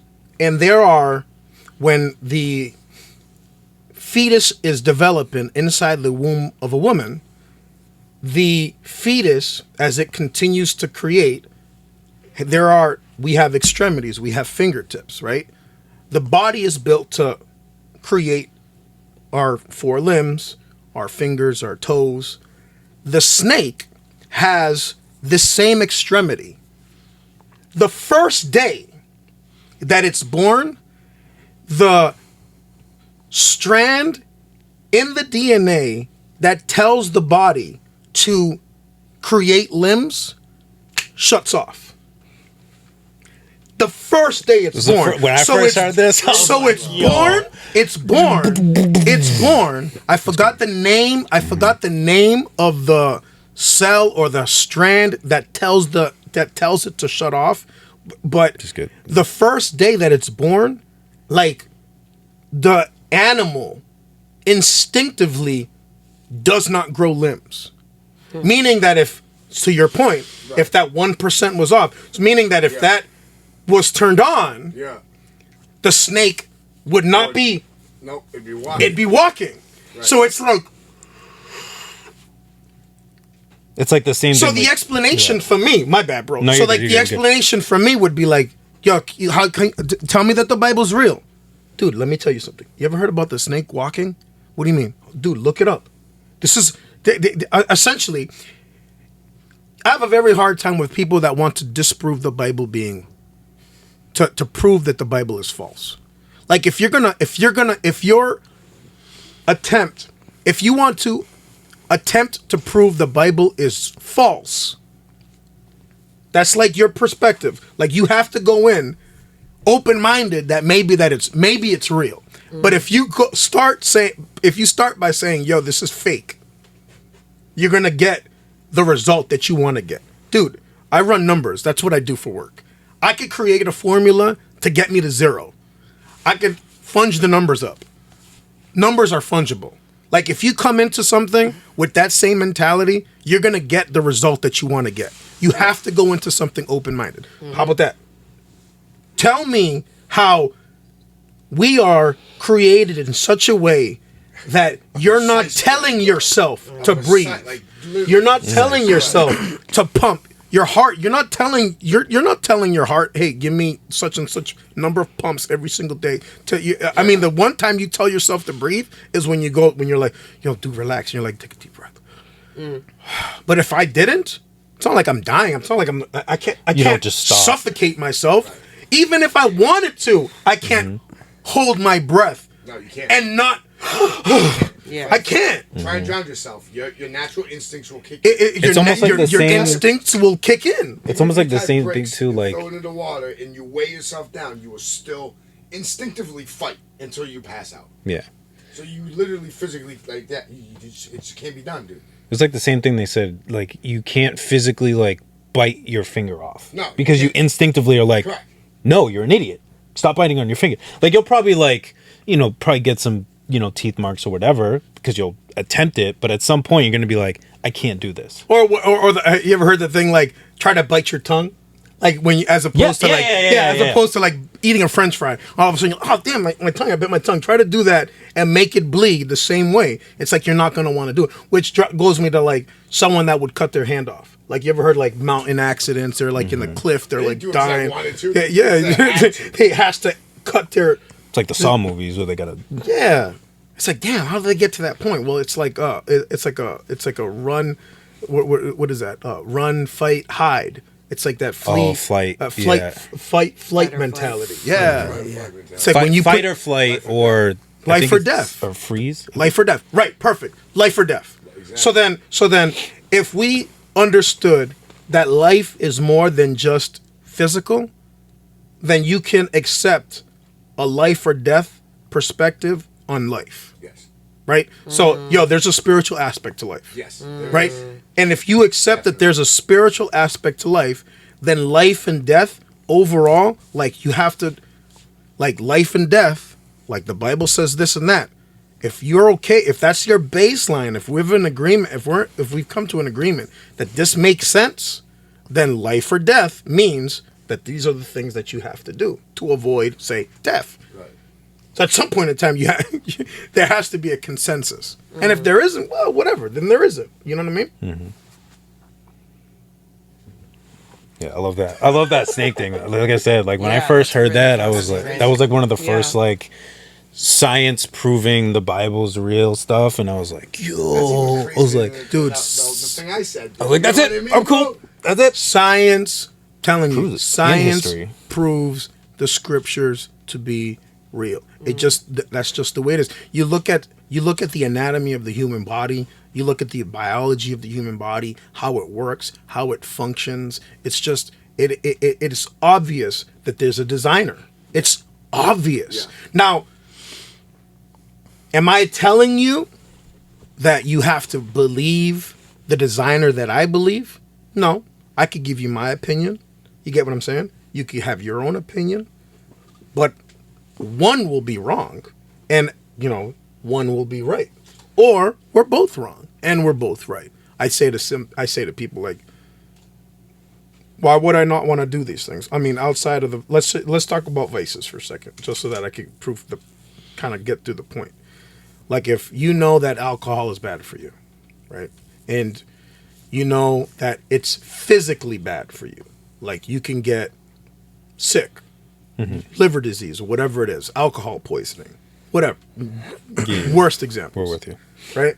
So it's almost like outside of the health improvements that you'll have, if the Bible says to avoid being drunk, now you've found 2 points of improvement. You'll feel better. You'll be healthier physically. You live in the physical world. And then you'll be healthier spiritually. And anyone that's been drunk knows that your mind is clouded. Now, you're like, depending on if it was like vodka or tequila, I'd be like a happy drunk or a sad drunk. If it was tequila, I'm crying. If it was vodka, I'm like the life of the party. You get what I'm saying? So it's like now your emotional state is better. So now, just removing the drunkenness, I've been able to improve my mind, my body, and my soul. So yeah, I'm looking at improvements from a physical standpoint, and then I'm looking at improvements from a spiritual standpoint. Again, that's like, why not? What's so bad about that? I've never done that. My mom's a drunk. My dad's a drunk. Everyone that I know drinks. Well, maybe you should look for new friends then. Yeah. You know what I mean? Or change the circle of people that you're around, which is whatever. Makes sense. I would think so. Which is cool. It's what you want to surround yourself with that will. You're a product of your environment. I tell it to him all the time, man. You're a All product the of time. your environment. You're a product of the company you keep. You're a product of your environment, but you don't have to be a victim of your environment. Correct. Right? Yes. Yeah, Like yeah. you can choose I like that. That's that deep. environment. Right. And if it goes back to what we were saying earlier, like if you're choosing something different, like dude, then if you're okay with status quo, if you're okay with not changing, all the power to you, man. But if I got to sit here and listen to you complain that life sucks, and you're not willing to take that, Yeah, Like do that- something. That's Make what I that don't move. get. Yeah. like make that move, Like, I bro. don't understand. I do understand there's a certain point where it's like, yeah, sometimes you really just need to like vent and you just need to complain Sure. and get it out. Yeah, yeah, yeah. Awesome. Oh, 100%. Get it out of your Venting with system. homie and straight But up complaining I about know, your but life. like, There's a what difference. about when that venting just becomes straight complaining for you? Okay, I don't know. Say like you're miserable at your job, and you know that your job is like you are so miserable there that it's physically taking its toll. Mental health, one goes with the Yeah, other. yeah, everything. Naturally. All of the above. Right, exactly. So, and if you know that, and you've been complaining about the same thing for like upwards of 5 or 6 years, like why? Why are you still there? What are you doing? Because Like, they pay me good money, man. Yeah. That's why I'm still but there, like, right? but I will You're a never glutton for understand punishment. that. Like, I will never get that. Like, I get that stepping outside and taking a risk. Yeah, it's scary, but I feel like people don't understand that there's a type of scary that's like good for you, Yeah. and like there's a feeling of anxious that's not necessarily bad. That's actually good. Like I feel like It's that uncertainty. yeah, like You're uncertain with what could happen. but that's The okay. possibilities. Like I don't know. I feel like as a society we just of course we want to be comfortable, but like I don't think we're taught, or like it's not pushed enough to be like, no, being uncomfortable is okay too, and it's actually necessary and part of life. Uncomfortable is uncomfortable towards something is the only way you're going to be able to grow. Yeah. Right? So like you're so that's what we're saying. So you're uncomfortable right now. Why not be uncomfortable trying to change? Exactly. Like, right. You're already uncomfortable. You're uncomfortable right do now. the same like, thing. dude, be uncomfortable changing into somebody, a better version of you. Or maybe like a different version of you. That's what I'm doing.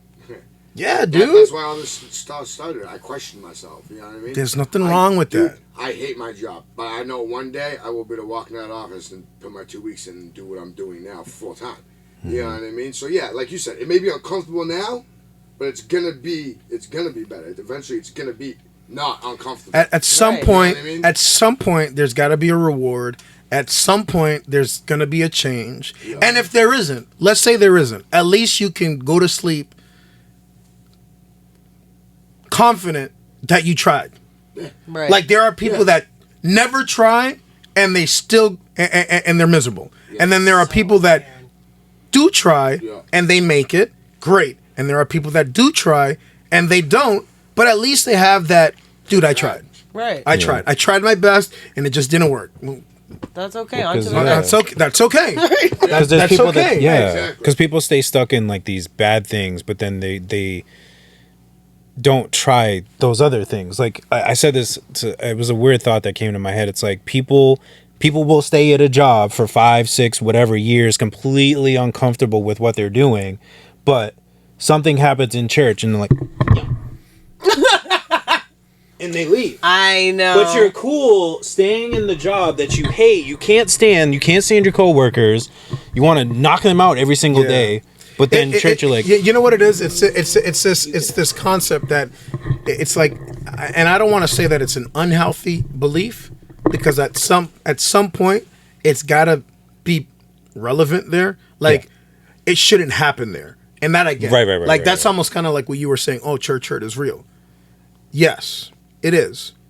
In a weird space, it is. Mm-hmm. So it's like you go in with the idea like barriers down, the like expectation. no walls up. Like you're gonna go in vulnerable. Like I say, I like the best way to approach your walk with God is going in vulnerable. Like I have to be willing to be hurt. Yeah. Like if I'm okay with being hurt, then I'm gonna be receptive to being made felt well. Like I have to be like bare, like transparent. Yeah. If I could approach that way with the Lord or going to church, then you're gonna the possibility of there being church hurt is real, right? But again, my relationship with God isn't necessarily determined on my interactions with Justin. Right?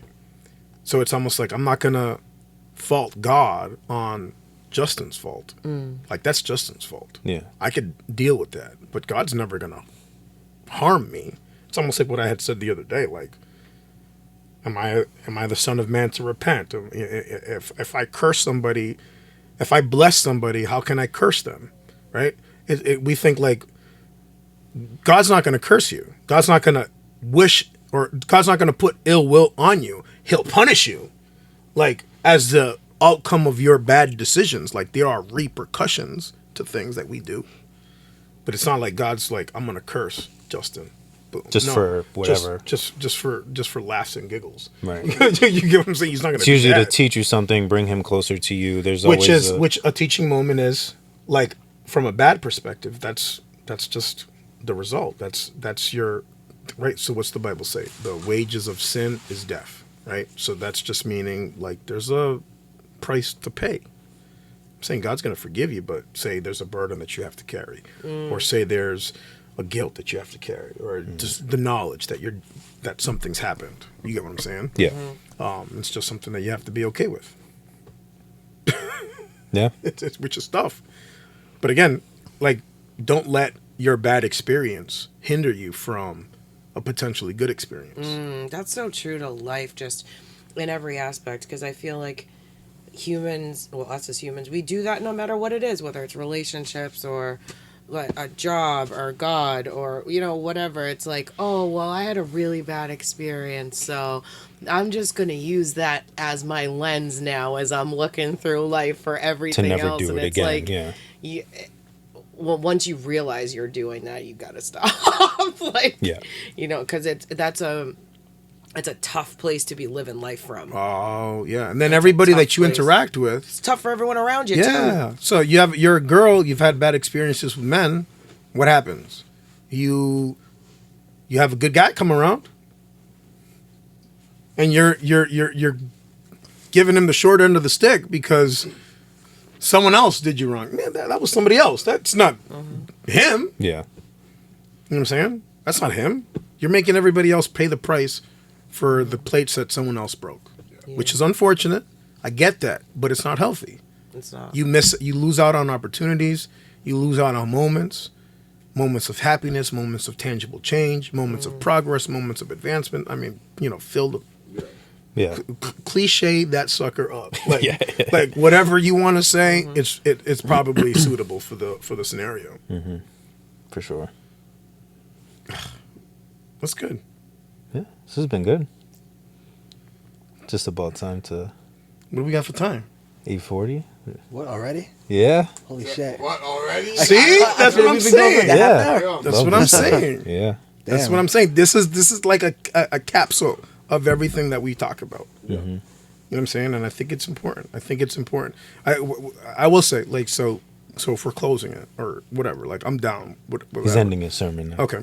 But 'cause I like this. You know what I'm saying? So I want to say thank you guys for, like, extending the invite and opening Of course. the Thanks for doors and, coming. and opening your Anytime, brain you're to welcome. to my craziness. Always. You can always come back. Wednesdays are usually like this is a really good day for me, just because I have nothing to do and Celtics aren't playing, so I'm okay with that. Well, that's great for us. Yeah. Well, where can people find you? So yeah, on Facebook, right? I'm not too active on Instagram. I kind of shut off the direct to Instagram stuff, but I mean the church. We're active in the church. We're active in the community.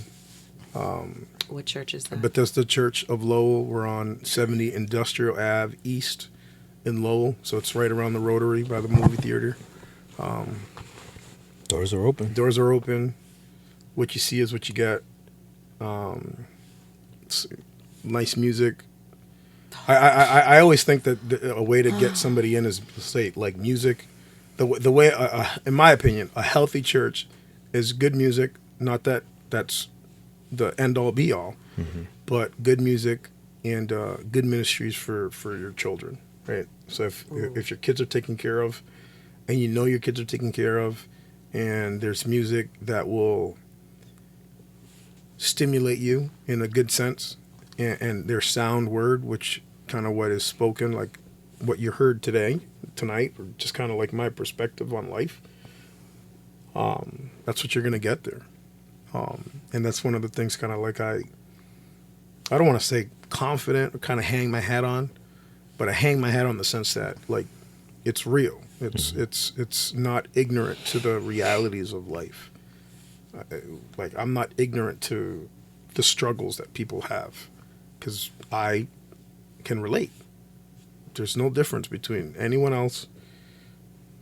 You could preach, you can sing, you can play an instrument.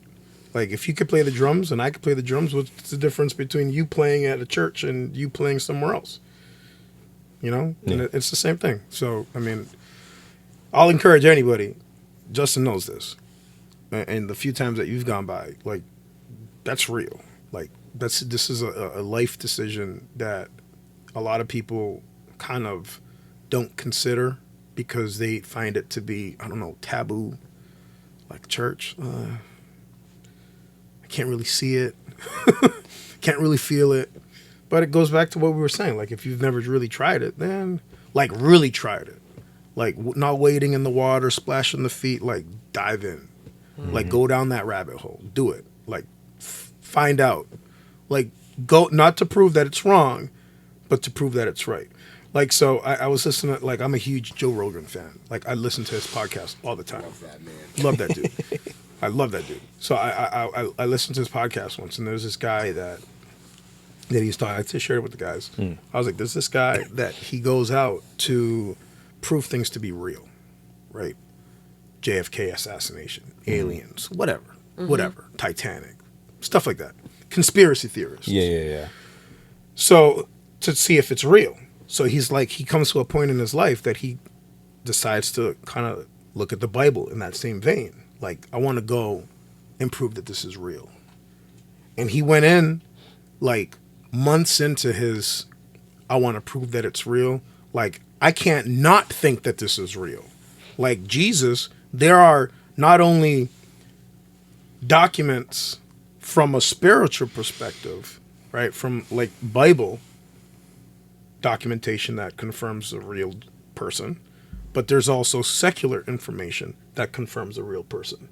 So whenever you prove history, you're going to want multiple sources, right? Yeah. The one source is the Bible. But then if you have secular historical evidence, like engravings from the Roman Empire, Right. that this Jesus was crucified. Like, dude, what else do you need? It's Yeah. almost like you've settled into the fact that it can't possibly be real. But if you, again, like we said, like if you go in open-minded, you're gonna end up coming out on the other side like, oh man, you've gained everything and you've lost nothing. Well, I mean, you've lost this sense that you're a insignificant speck on a marble hurtling through an infinite space. You get what I'm saying? You've lost that ideology and you've accepted the fact that you have purpose, that there's a Christ that came in, died for your sins. You don't have to continue to live your life the way that you've lived it. That's okay. He's not going to worry about what you've done before. What he's going to worry about is what you're going to do now and what you're going to do later. Like, if you're okay with that, man, this is all about it. Like, let's talk. Let's talk. Big facts. All right? Yeah. That's dope. Like, I like that. Right, I'm okay that's with true. that. Right? I'm okay with that. And if you're okay with that, then, man, your life can change. Like, literally, your life can change. Your outlook on life can change. Your approach to life will change. Everything, your relationships with others will change. Your perspective on life will change. You'll be happier. You'll be healthier. Your mental state will improve. Your emotional state will improve. Your spiritual state will improve.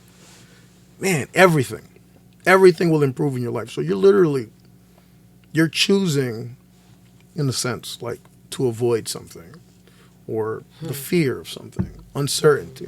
That's okay, man. But at some point in time, it'll break. You're right. And like everything else, these words that we speak, they're like seeds. It'll find its way to a crevice in the deepest parts of your conscience. And at some point in time, in some sleepless night, you'll remember that Eric was speaking and you'll remember something that he said and it'll trigger you. It'll make you want to change. That I'm confident because that's what the Bible says. Oh yeah, it's true. Hallelujah. Amen. Amen. Well, I want to thank everybody for tuning in, for checking this out. I want to say God bless as always to everybody. But until next time, my name is Jay Faith. We got Kayla. Life. We got Pastor Eric Diaz, and we also got Krispy Pics. We got the whole team this pod. We did no intro, and that's cool because we had a great conversation, making connections through conversations. But until next time, my name is Jay Faith. This is the Right Mind Wednesdays podcast. We'll catch y'all next time. What's up?